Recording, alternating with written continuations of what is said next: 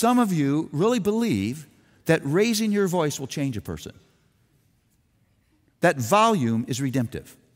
I mean, you believe that. And so when you're upset, you raise your voice. How many times do I have to tell you?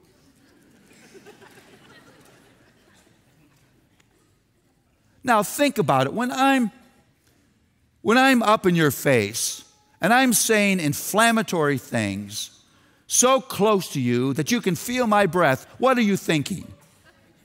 My, this is helpful. I wish he'd do that to me more. This person must love me. I scream at me more. I feel change happening. Well, you know that's not true. When someone gives you the silent treatment, you're thinking, wow, this silence just proves to me how deeply this person loves me. And I'm feeling, I don't know how, but I'm feeling a real change take place in my heart as a result of this silence. I mean, when I say it, doesn't it sound ridiculous? It just sounds ridiculous. It can't work.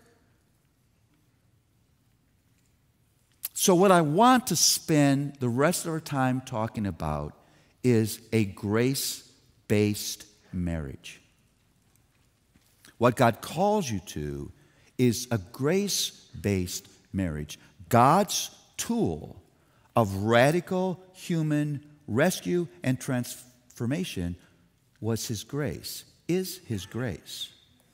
Because the whole argument of the New Testament is grace is able to do what the law could never do. Now, I want to make the amendment here. Grace doesn't mean you just let go of what's right and you just let the person do whatever. That's not grace. Because grace never calls wrong right. Grace is a way of dealing with wrong. And so grace means rather than there's been a failure, look up here, there's been a failure, and instead of cursing the person with some kind of judgment, vengeance, punishment, and walking away, stay with me here, I move toward the person, asking the question, how can I be part of what God wants to do in this person's life? Now, if you believe that the primary purpose of marriage is personal transformation and that the methodology is grace, there's two character qualities that you have to commit yourself to. Neither one of these are natural. And so it takes grace to be a tool of grace. Let me say that again. It takes grace to be a tool of grace. The first is the humility of approachability. The humility of approachability. That means you say to yourself every day, because of remaining sin, the power of sin has been broken, but the presence of sin still remains in everybody in this room, has been progressively eradicated. That's called sanctification. Because of the presence of sin, I'm a person in need of help today.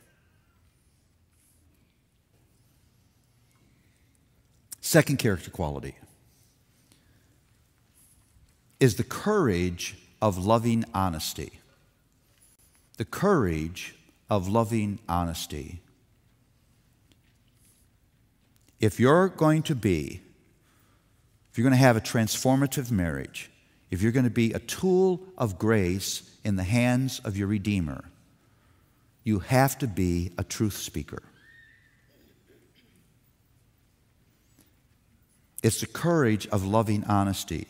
People say this all the time when they're avoiding confrontation. They say, well, I just love him too much to speak to him. No. You don't love him too much. You love yourself too much to do that because you don't want to step into that awkward moment. It's too uncomfortable. And so you choose comfort over clearly helping a person to see things that they need to see.